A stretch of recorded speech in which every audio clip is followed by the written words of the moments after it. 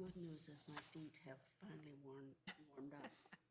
That Last is good night it news. was so freezing cold. Bring a blanket next time. They did warm up. Where are we next time? A month from now or somewhere else? Southwest. Thanks. I couldn't. Oh, and that's the building I've never been in. I'm excited about that one. Yeah, for sure. High school, that is. Yeah. And on Friday. Yeah. Let me turn off my phone. Wade is joining us, but we'll go ahead and get started, I guess.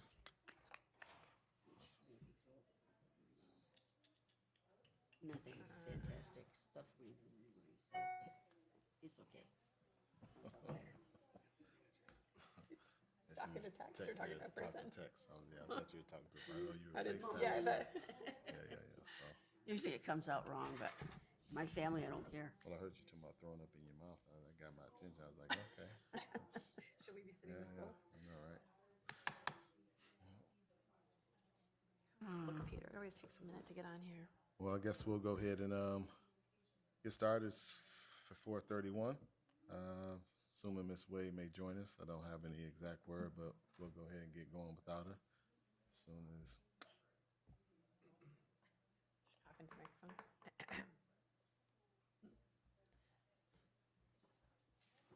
don't let Mr. Beresford talk your ear off over there. Jeez, I'm so sorry. I was in the zone. Oh my gosh. We interrupted the zone. Sorry. You could have waited. No, I didn't mean to make you wait. I'm No, so no. sorry. Sometimes when you're in the zone too, though, that needs to. I was in the zone. And we couldn't hear what you were talking about, so we didn't. You I said thought- you couldn't hear? No, we couldn't hear. It So, wasn't juicy. I Yeah, think we you didn't would know. be disappointed. well, that's what I'm saying. We but could I have was yielded, focused. but we just so we just thought you were Yeah. talking about NBA playoffs or something. Yeah. Golden State Warriors. Yes. Good afternoon, and I think you also want to get out of here, so perhaps you can make it to the reception, and I have a little tile for that. And so Chairperson Ross and distinguished board members, glad that we could connect tonight a little bit about two main topics, really. And want to just remind you of my journey, I think, with this. And this year has really been about getting to know staff and understanding where we are, calibrating, and making moves towards improvement. And with that being said, this is the reception that is happening. It started at 4 p.m. And so if you can go there, I encourage you to do so because you're going to see some great things. Last time we were together, we talked about the structure of our agenda and really trying to integrate the strategic plan and priority scholar outcomes differently because it was called out, and I kept saying that's not really how I report out. The report out on these things are really the topics that we bring up. Okay. And so this is an image just to anchor the strategic plan, specifically the strategic themes on the top and the priority scholar outcomes on the bottom. And so in particular, you're going to hear math reference strategic themes 3 and 4, ensure equitable access and outcomes and enhance curriculum and program opportunities. And then the last topic really encompasses all of it. And so that's how we are situating tonight. And you hear me talk about how we want this to be interactive. And at the same time, we do think that the tiles build. So however you want to hold that tension is good with us. We'll go with the flow. And before I fully turn this over to Mr. Harper and curriculum specialist Amy, what I want to say is I appreciate your service. I know that sometimes being a board member can be thankless, and you live in attention. So we thank you for showing up for us. Good times and the times where we're growing. We'll call them labor pains. So when I turn it over, it'll look like this. We're in the welcome part. We don't have an instructional council update because that's just where we are in the month. Last time we had a report out. Next time we come together, you will have an extensive instructional council update, which, by the way, is one of the ways that we vet our core curriculum items. But as I've referenced, you're going to hear the K through 12 mathematics plan overview. In some ways, this is an extension of what we started talking about relative to our instructional framework, and specifically when Roseanne Wall and Jonathan Harper were up here, they were talking about the ELA, English component, and so this is the mathematics component, and so you'll hear some familiar entities like TeachingWorks come up, And then lastly, the topic related to the strategic plan is the graduation data update, and Dr. Nelson will do that. And the only reason why you don't see numbers behind the strategic plan theme is because this is the element that I said encompasses all of it, if you're tracking with me. And then I'll come back up and then just forecast with you based on the conversation we have here, topics that come up, and then topics that we've already forecasted, that we know will come up. So questions for me thus far? Nope. So then I'm going to call up curriculum director Harper and curriculum specialist Amy, and they'll take it over. All right, thank you, Dr. Mitchell. Show me the Anna's visual. Yeah, and we do have a visual. Amy Powney, math curriculum supervisor, is handing out the visual that's in the slides too. Just, we were a little bit concerned that it would be difficult to read on the slide, so that's for your reference. As Dr. Lovelady Mitchell mentioned, of course, there is no instructional council update. We do have a meeting scheduled this week, so they'll be meeting on Thursday from 1 to 3 at GRPS University. So when we come back together, we'll have a meeting, an update of that meeting the next time. And we'll get right into the mathematics plan overview. As Dr. Lovelady Mitchell mentioned, we've had the pleasure of presenting and talking about the K-12 or pre-K-12 literacy plan in a couple different sessions with the Academic Achievement Committee members. And now it's our pleasure to present the mathematics plan overview. And as Dr. Lovelady Mitchell mentioned in the agenda, this is really connected specifically to increasing mathematics proficiency around equitable access and outcomes for our scholars and enhancing curriculum and program opportunities. So with that, I would like to invite Amy to talk about our mathematics plan. Right. Well, as mentioned, I'm Amy Powney. I'm the mathematics curriculum supervisor, and I know many of you, but not all of you. So thank you for having me. It's great to see you or meet you tonight. If you take a look, that mission that we have listed there, obviously, what we want for our students is that they have really meaningful experiences. They engage in meaningful tasks within a mathematics classroom and have consistent and equitable opportunities. Really wanting to build that deep conceptual understanding of mathematics with students, but also equally as important, building really positive, robust mathematical identities to really see themselves and the relevance of mathematics in their lives and how they themselves are mathematicians. So one of the important ways that we think we can do that is to help build our teachers' content and pedagogical knowledge using high leverage instructional strategies, especially focused around equity. And so one of the ways that we are going to do that, if you want to go to the graphic, that you have the graphic in front of you as well, is creating a cohort of teachers and administrators, the GRPS Mathematics Fellows, which will be into two groups. One will be elementary and one will be secondary. And all of the teachers and administrators both be participating in this. And the focus is to work as a partner with TeachingWorks. And also the ISD consultants will be leveraging them and myself to work with teachers over the course of a 3-year implementation.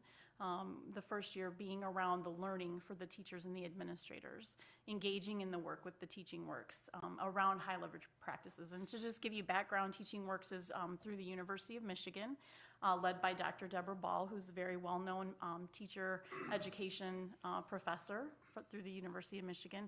And TeachingWorks focuses on specific high leverage instructional practices that they've identified. And as a matter of fact, they work with districts all across the nation, but here in Michigan, as well as working with many districts, they also were chosen by the collaborative that Michigan Department of Education put together to address their strategic goal number 3 for the top 10 and 10 initiative of improving their workforce.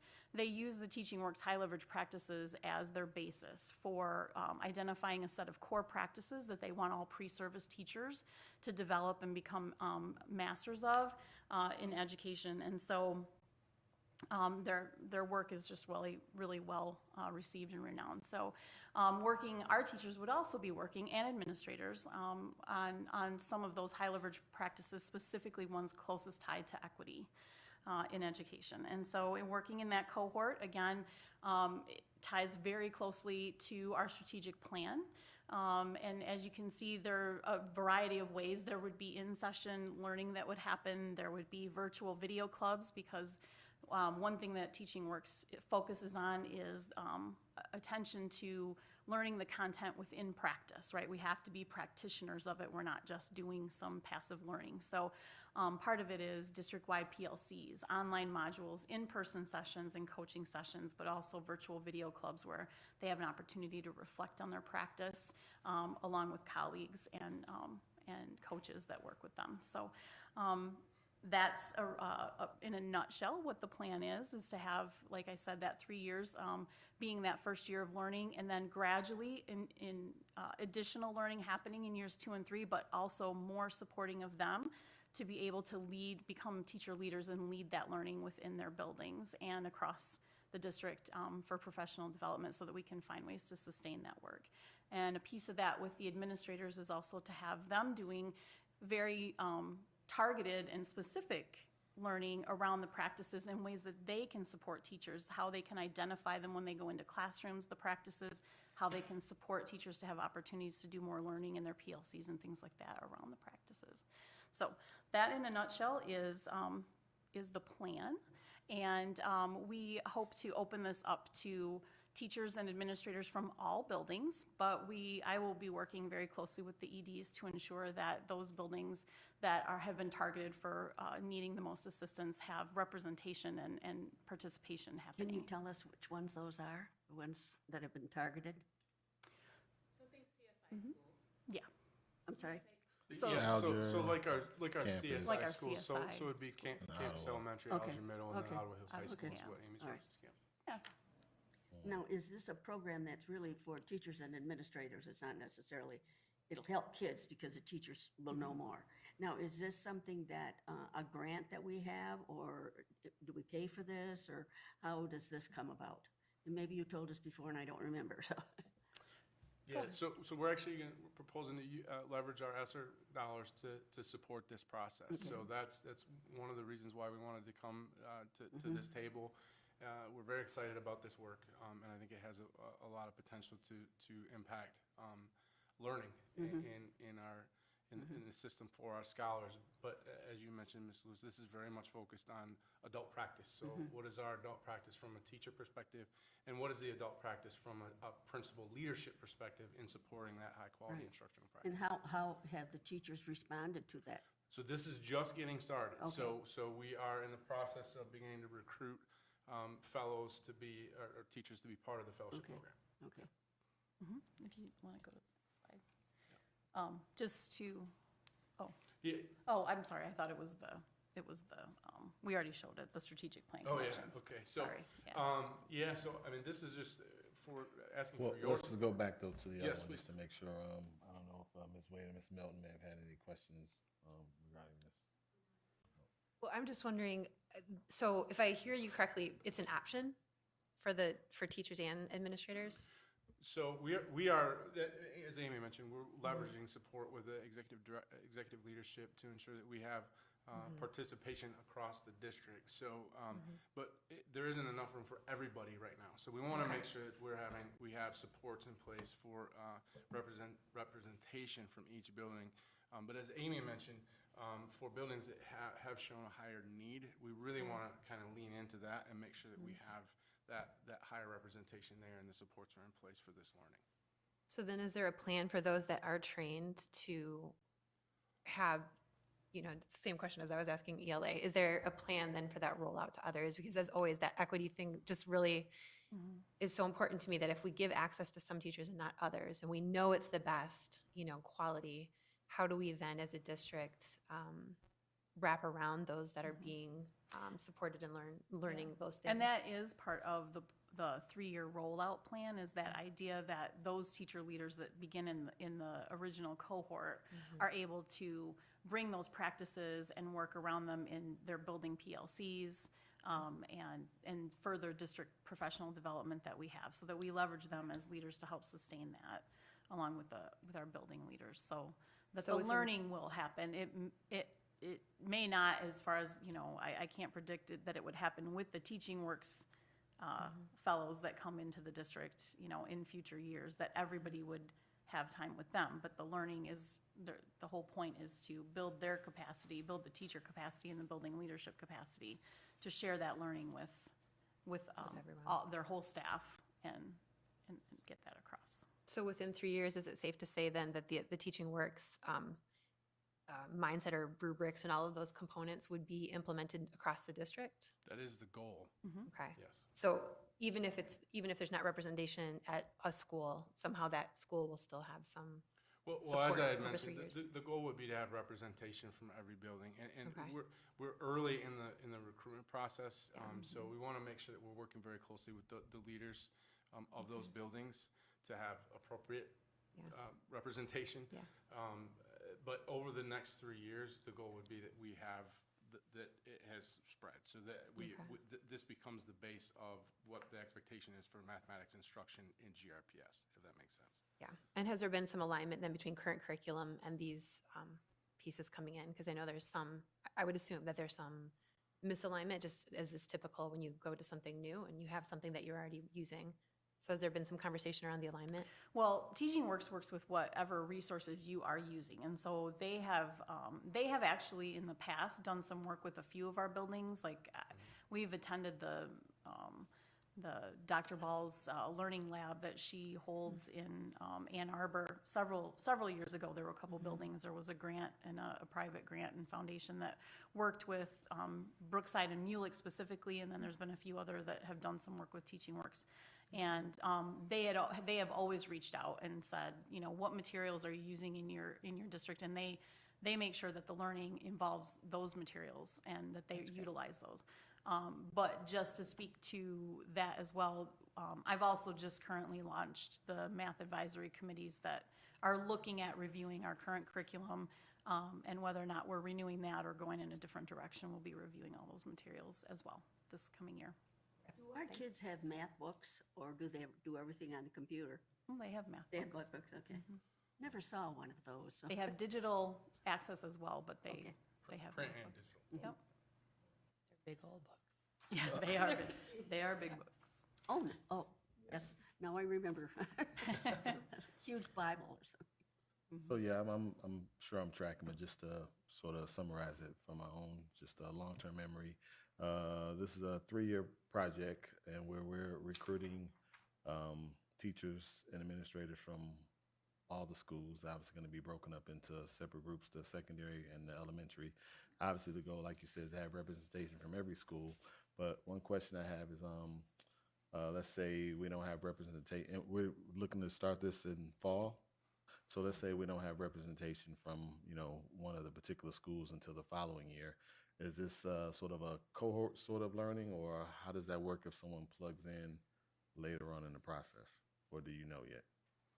Yeah, well, it is a cohort in a sense that we have the support of Dr. Ball and the Teaching Works fellows in this process.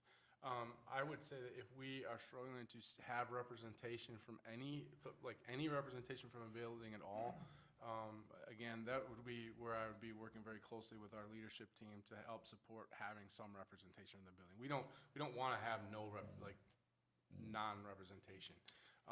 But again, we're still early in that recruitment process. So as far as filling in some of the gaps, if there isn't some representation, and again, understanding that a big part of this is, I don't think you use train-the-trainer language, but the idea is that you increase capacity with a core set of folks, and then they obviously sort of spread that knowledge. So I guess if there are some gaps for particular schools, what might be our, you know, alternative? Would one of you maybe participate and sort of represent and bring that to a school, or just kind of? Yeah, and I mean, because I'll be working with district-wide PLCs with this group, and also, like I said, leveraging our ISD math consultants who've worked with Teaching Works in the past, and myself. So yeah, we'll make sure that we get support to schools. But again, we're going to work very, very hard to make sure that we have representation from every school. I guess I just have a question about these options that we are giving teachers, because I struggle with the fact that our Montessori teachers don't have to be trained in Montessori, yet our baccalaureate teachers do, and so that's just not fair. to me. So then here again, we have another, I won't say curriculum, but another thing that we are giving teachers an option, they're opting in to be trained in. At what point does the district say, this is required of you? And how do we make some of these things required? I believe that our Montessoris aren't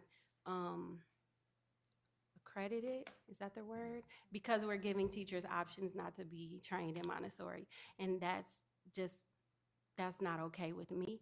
Then I'm hearing again the teachers will have options, like, and we're saying, what if, a school doesn't have representation? And I just want to say that's not acceptable, and that all schools will have representation. And we shouldn't have to try hard to do that because it should be a requirement. So that's just how I'm feeling right now. And I just had to say that because I'm hearing it's like this trend of us not, requiring Yeah. specific things for I our think teachers. it's a combination of things, and I don't, well, go ahead, I'll let Yeah, you. let me add in. So one of the groups that we are focusing in on are the schools that have been named by MDE. So in particular, our CSI schools. And if you've been named to that list, you have additional PD that you have to go through anyway. And so this will be a part of that. And so that guarantees some required PD. One of the things that I said earlier is that we're recalibrating. And so in our conversations where we have unpacked calibrating, it has meant walking this fine tension of there's a gold standard that every school has to participate in A, B, and C, and then there is some room for equity and nuances based on the data at that particular school. I'm saying all that to say, as we have been planning for 24, we have been planning relative to what is mandatory district-wide and what is not.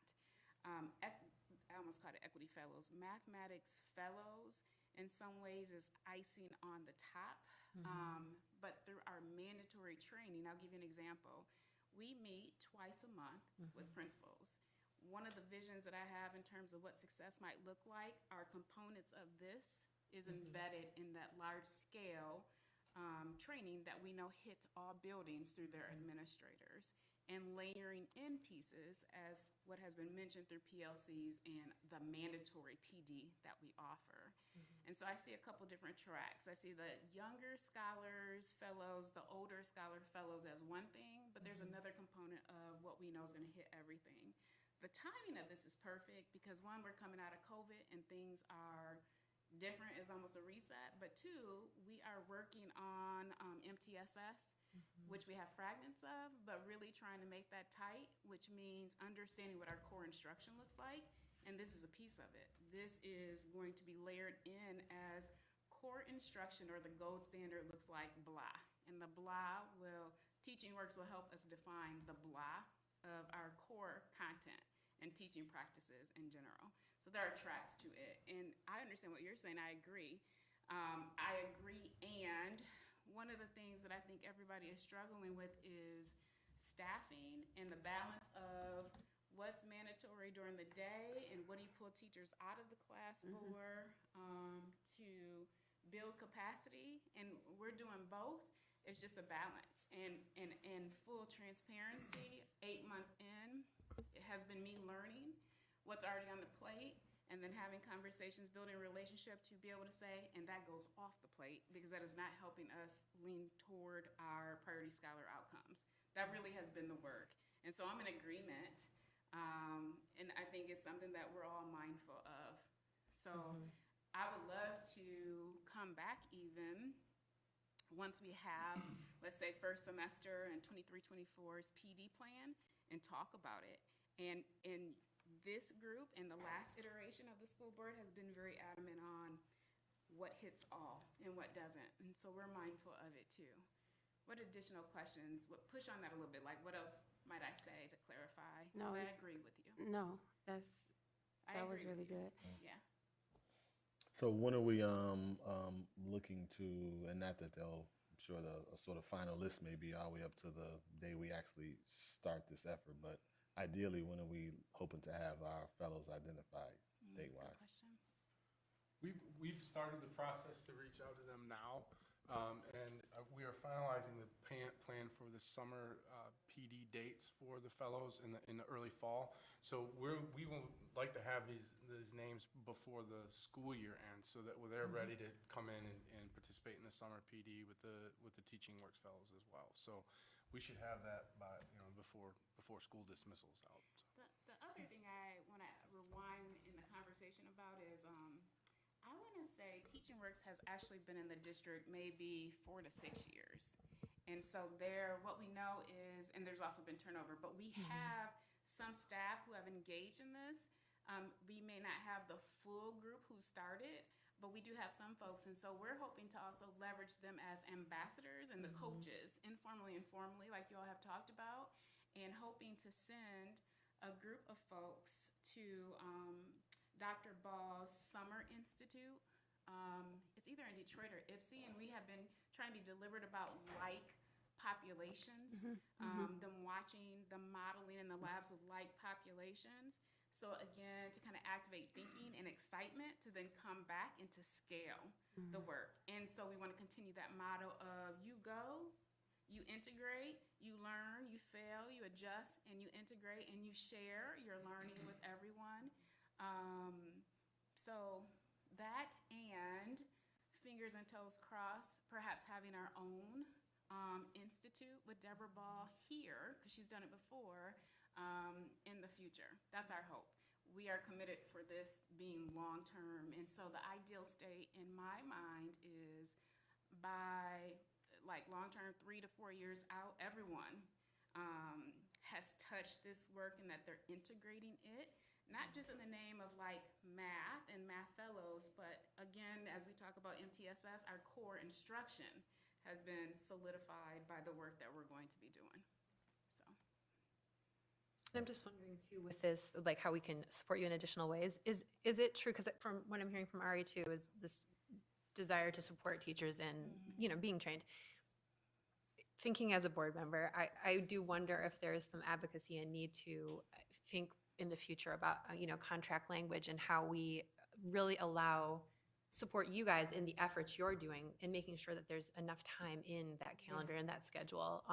That's what keeps coming to me is you're asking teachers to do a lot, but we're considering our plate just one size. And if we could expand that plate a little bit, especially for leaders, and those who have the capacity to expand their plate, that might be, if I'm hearing you correctly, that might be something for us to be thinking about is that plate size. And also, what is the incentives? What are the incentives that we are giving teachers for doing these things?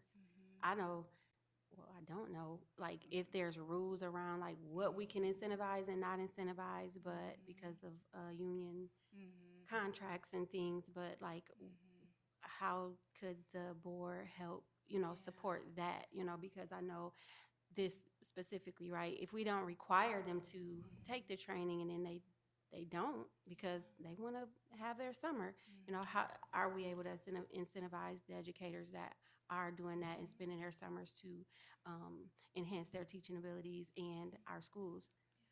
Same with, our Montessori teachers. Are there ways we can incentivize those things? The reality is that it's no longer a plate, but it's a platter that I think our educators are dealing with, and sometimes multiple platters, just to be honest. And what toes and fingers crossed again in terms of next time we come to the table, I hope that our union negotiations around incentives has been approved, so I can tell you the exact list. But I can tell you that we do want to pay and incentivize the PD for the CSI, the folks that are doing the above and beyond the regular. We do want to do that, and at the same time, research and some lived experiences have taught us that there's a new currency. It's not just the financial dollars, but wellness is a real thing. That platter, intending to it. And so there are other things that we hope to be doing, like the wellness initiative. So I'm just saying all of that to say we're cognizant of trying to incentivize and minding bandwidth. And I hope next time we come to the table, we can have that approved incentives list, we'll share out for sure. Wonderful. Yeah. Hopefully our Spanish-speaking teachers are on that list. Yes. I'll put that out there. Just that wink, wink, make sure when you say all district that those, yeah, you got it. Yep. Which will be, I believe, one of the next times we come back in front of you, Dr. Maida will have some updates relative to that too. So that is our presentation on, for the math plan. If you don't have other questions, again, thank you, Ms. Melton, for talking about what additional ways to support. So we just have a few other bullets as reminders. But yes, I do have one other question, and then not for an answer now, but I would be curious. I know you mentioned we've utilized the Teaching Works for 5 to 6 years. I'm wondering if we might be able to get a glimpse of effectiveness with this program by maybe just even taking a snapshot of teachers who've gone through, who leverage Teachers Works, and you know, it's not totally apples to apples, but you know, maybe map scores for those folks compared to, you know, others. Again, I know it's not, you know, official data, but Yeah. just to kind of give some insight. We'll see what we can do, and I hope for goodness sake that it's 5 to 6 years. I know it has been more than 3 years, Yeah, well, and I know there's some sprinkling of schools, but let's pull the data and see what we come up with. We'll certainly share it. So this has all been approved and paid for as far as the board is concerned? The money We has, have not, No. we have not, I Nothing. don't remember putting it that. has not, yeah, it hasn't gone to finance yet. Okay. So this is, This is the first step. okay, so then it goes to finance and then it comes to, okay, Yeah, we have not brought that Teaching Works proposal yet. okay. Okay, so then the next topic Thank you. is, thank you, Thank you, guys.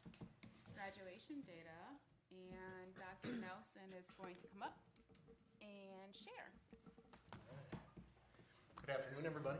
Carl Nilsson, school-based executive director, and currently supporting middle schools and 3 of our K buildings.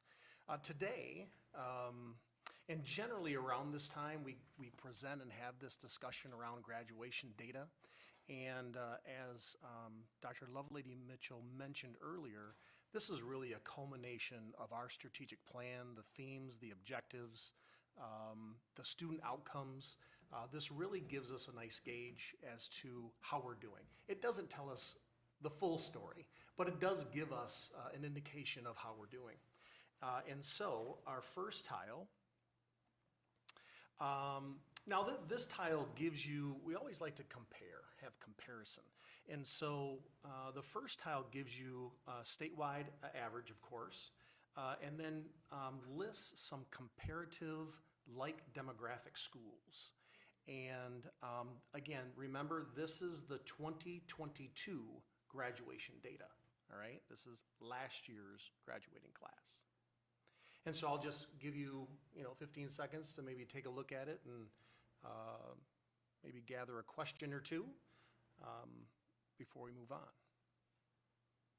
That percentage is much better than when I first was elected to the school board. It has really Yeah. increased. Mhm. Yeah, Yep. I've had an opportunity to work with high schools in the past, and so being away from it from a little while, but getting back into it, we have since my time in the district, 2012, we have progressed in our graduation rates. That's not saying that everything is perfect, No. but we are certainly making way in some technical situations that we need to clean up. And then, of course, getting our scholars across the stage. That is the adaptive work, and working with them with all of the different opportunities that they bring on a daily basis. So this is the cohort of freshmen that graduated their senior year, correct, on time? This is last year's graduates, and so go back 4 years, 2018. If I'm On doing it time right. graduates. Yep. So this was the freshman year, they were 18, 19. And then 19, 20, we went into the, Pandemic. the So these pandemic. are Right. not freshmen from the pandemic. So they were what, juniors maybe? Sophomore? It would have been sophomore. Sophomores, yeah. Yes. Second, yeah.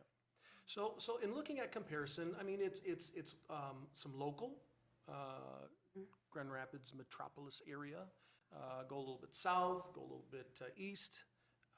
So you see a pretty good cross-section of some schools that are like. Yeah. Not bad. Again, many things that we have to get better at, and that is truly supporting the 19%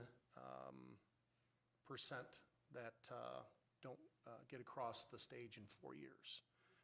We certainly have to wrap ourselves around them and support them. Now, when we have that summer graduation, do those kids count like last summer? Those For kids? this, correct. Yeah, yeah, and that, again, another high opportunity to help out and support students who just need a little bit more time, right? Everybody needs a little more time sometimes, and that adds to our graduation rate. Thank you for asking that. Next tile shows us the schools, the high schools that are in our portfolio, and gives you the cohort total, the number of graduates from that cohort, and then the graduation rate of those particular schools. You will see an asterisk next to 3 of those programs, and they are high opportunity programs. Okay. Those are programs that tend to give a little more support for those scholars who need that support. What is newcomers at Union? Yeah. Great question. Are you asking? Totally. Sorry, she leaned over right at you. Okay. I had okay, so every last, because I'm still trying to make sure I have this right about the cohort and the graduation rates. So if I came to museum school in the 11th grade and I still graduated on time, it doesn't matter where I started, correct? Once you enter 9th grade, doesn't matter where you're at, in the Okay. state of Michigan, okay? Okay. Once you enter 9th grade, you have 4 years, Okay. right? And you are on somebody's watch, on somebody's clock, and the state of Michigan is watching where you go and where you graduate from. That is correct. Okay. So those kids are a part of, like in 22, if somebody came in their junior year or even s- senior year, somebody's watching them, so they Right. would be, Yep, if The they class stay of with us, 22. they're our, Okay. yep, okay. they're ours. And there are some rules and some guidelines to all of those things. And so to really go deep, we would probably need SDS to come in and talk to you about some of those very specific rules of Right. graduation rates and who actually is a part of that percentage. So in short, though, generally speaking, regardless of where you start, wherever you graduate from within those 4 years of your start date, your graduation success will be counted with your current district. Yeah, I did it right Again, there quickly, yeah, there yeah. are some But nuances. generally speaking, though, yeah, Generally yeah. speaking, there are some nuances to that. Yeah. Being a high school principal, I knew that whomever came to the building at whatever time, at whatever age, You it was got it. our responsibility. We got them. Yeah, We yeah. got you, right? And to surround our scholars with the supports, because there are some excuses, but there are some there are reasons why some of our scholars don't get across the stage, and we need to surround them more with that love and a big hug and some support to get them across. Absolutely.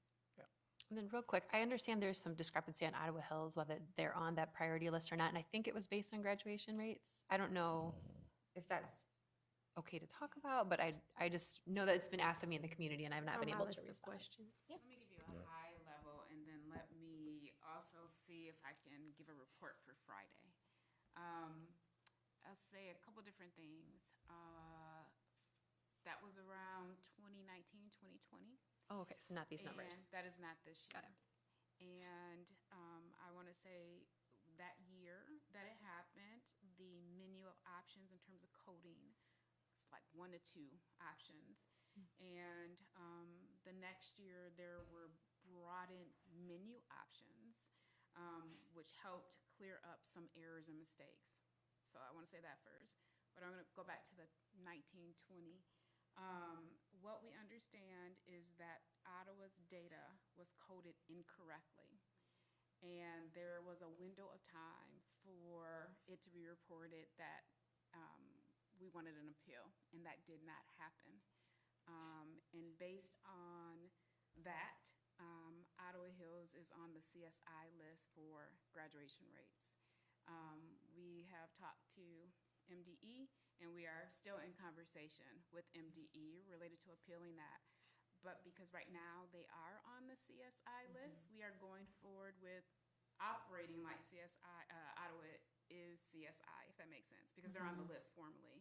But the other thing I would say about that is, while we keep naming campus, Alger, and Ottawa, our whole approach, and MDE and KenISD has encouraged this, is that while it's about those 3, examine your systems and processes district-wide and apply the things that we know need to be adjusted and implemented and supported and make it happen district-wide. So I hope I clarified. We think it was a thanks. coding Yeah. error. There was a window in which you could appeal. That did not happen. We're also talking about systems related to why that did not happen or what we need to tighten up, as well as still working with MDE to get it removed. But if it's not, we have moved forward with the work of this is what we need to do, bottom line, anyway. Yeah, because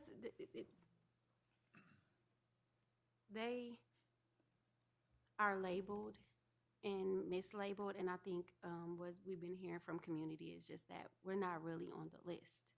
And so I appreciate, that transparency, because it feel like it's a secret, like they're saying we on the list and we're not on the list, and I'm like, well, I don't even know, enough about that yet. So I appreciate the transparency, and then also feel like, okay, so if you're technically on the list, then is there extra supports that your school is getting that you could possibly almost be on the list, but you wouldn't be getting those supports? So take advantage of this discrepancy, would be probably a conversation I would have going forward. That's the silver lining. Like, Yeah. nobody wants to be on that list. Trust us. Nobody wants to be on that list. And yet, here we are, and we know educational systems have to engage in some kind of continuous improvement process anyway. And so even if you're not on the list, all 44 of our programs are engaged in some kind of continuous improvement process anyway,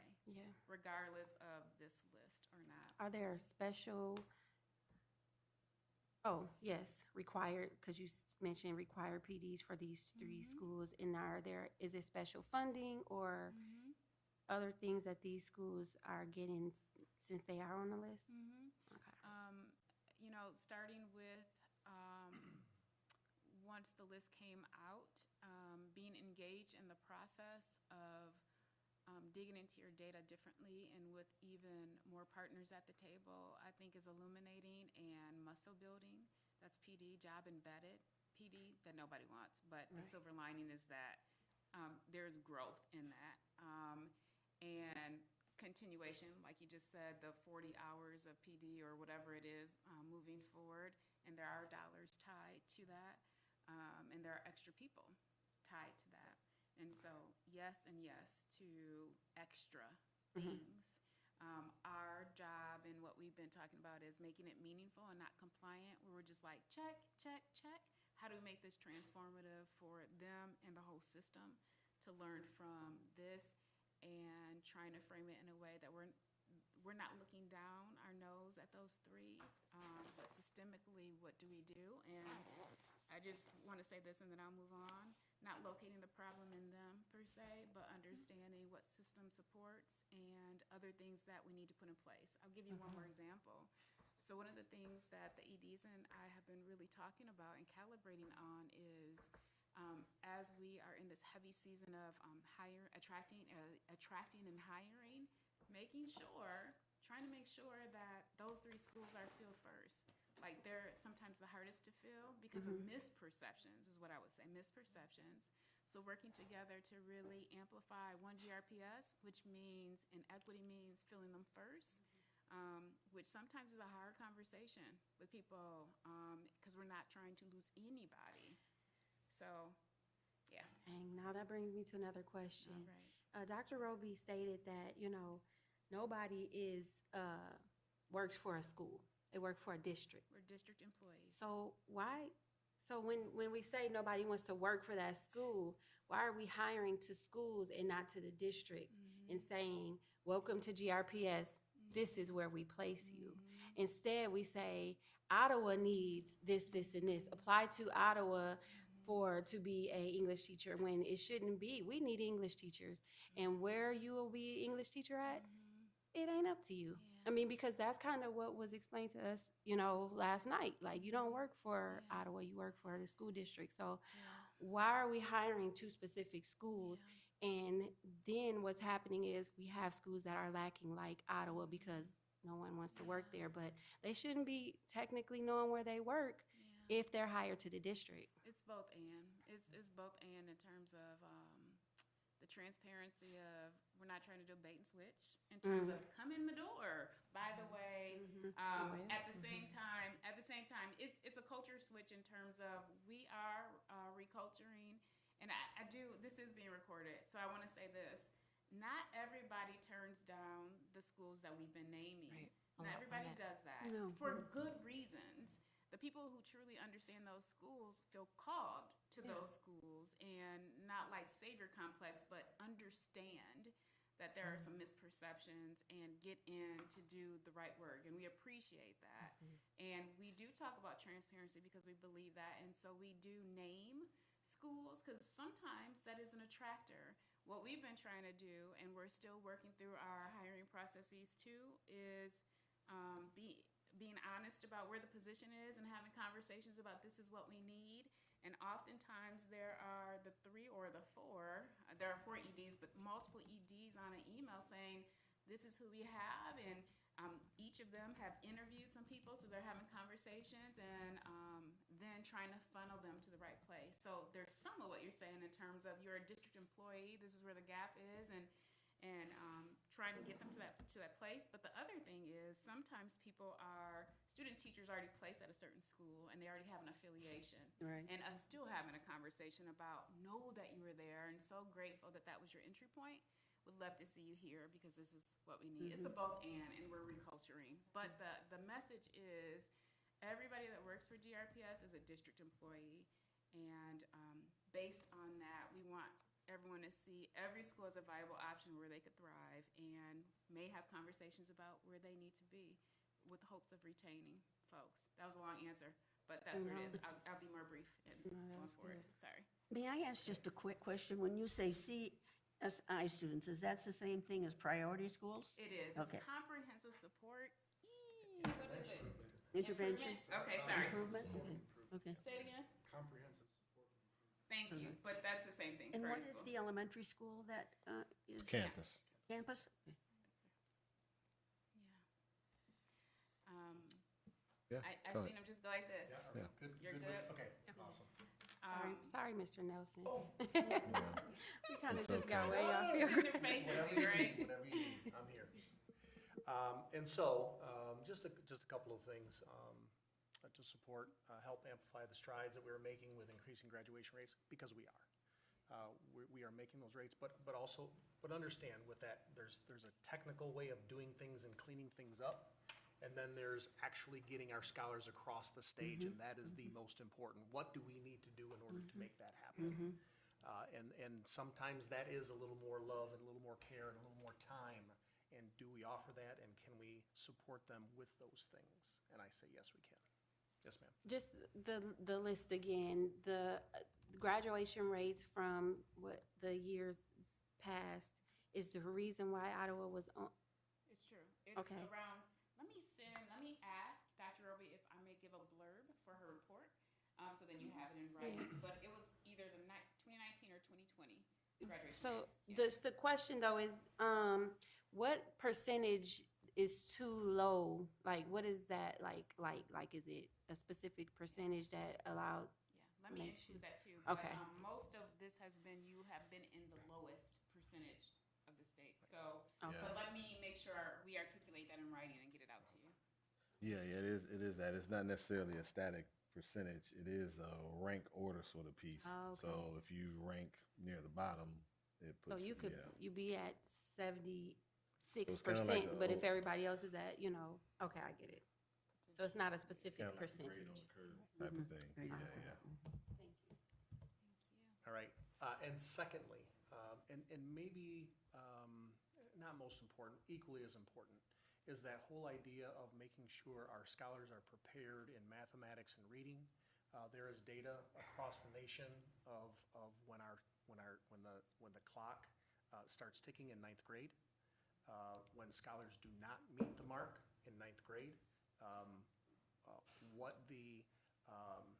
what the percentage is in terms of them not being able to graduate on time. So we need to prepare our scholars for mathematics and for reading at grade level or above, and doing it well.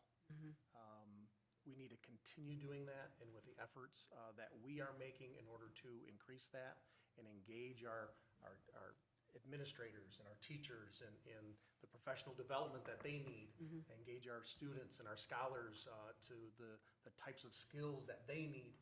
I think we can get there, but we definitely need to make sure that we are all on the same page. Now, I did have this one question. It's more of a clarification.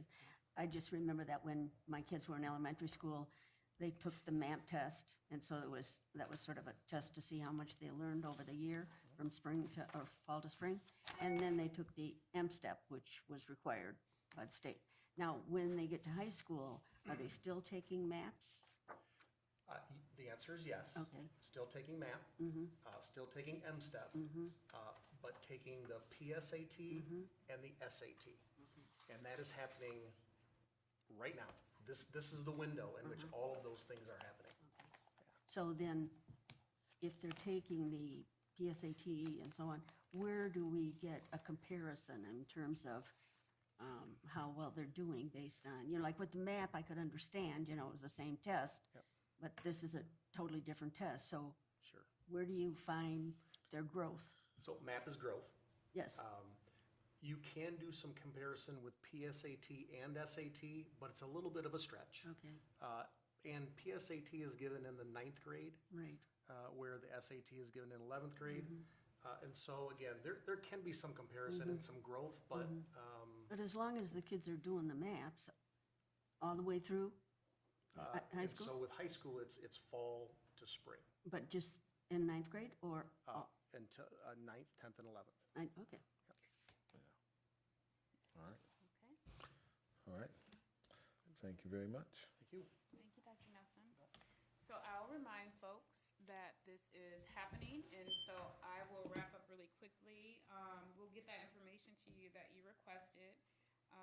Some of the upcoming topics that were slated for include English Language Learner Brief, Multi-Tier Systems of Support Brief, and a Promise Neighborhood Report. And so if there are additional questions or topics that you didn't hear that you want to ensure that does come across this table, please let me know via email. And then the last thing that I just want to say before I turn it back over to you completely is in the 8 months that I have been here, I just have had increasing opportunities to get out and get to know the faculty and staff of GRPS. And we have an abundance of brilliant and resourceful people that make up GRPS. So it has been one hopeful and promising relative to our pipeline and bench. So grateful for that and grateful for what you all do. I know it's not easy sometimes, but I'm thinking about this in terms of labor pains, right? Labor pains. So, so thank you. Additional comments or questions? Well, speaking of the great staff, I was trying to tell you guys somebody I met today, but my niece won't text me back her name. I think it was Maddie at Ottawa. So I went up to Ottawa today to check on my niece who's graduating, don't have like the strong support that she needs, and I'm just trying to make sure all her financial aid and stuff is ready. And I mean, like they had her together, and I was just so pleased to know that they were supporting her the way she in the way she needed, and they answered every question I had. They already knew, you know, exactly her situation and all the things, and I left feeling so good about the school and the support that she, you know, specifically had in preparation to getting her to college. So I just want to share that. I might have her name wrong, but I think it was Maddie. That's what she called her. Anyway, That's awesome. yep. And also, I did want to ask about scholars' opportunities for audible learning, like books and listening to books. Do they have opportunities to access books via like I think we call Audible. it Sora or Sana or. It is so. It's called Sora. It's called Sora. So it's not Audible, but it's Audible like right Sora. audio? Yeah. That's what I meant. Not Audio. I'm an Audible listener, so it's automatically. Okay, I got I meant audio. Yeah, Yeah. well, pretty sure Okay. they confirmed Sana, I think we said is the name of it. But Sora. I will make sure, SORA when we and send out Libby's the the other one. CSI That's the information, that I include the little app, so then you all know too. Nice. Okay. Okay? Thank you very much. You wanted to hit that thing? We are close to I it. just have to lean over so I can hear everybody. This must be my bad ear. No. Well, thank you very much then. I guess our meeting is adjourned. Thank Okay, you. thank you. There you go. Thanks, everybody.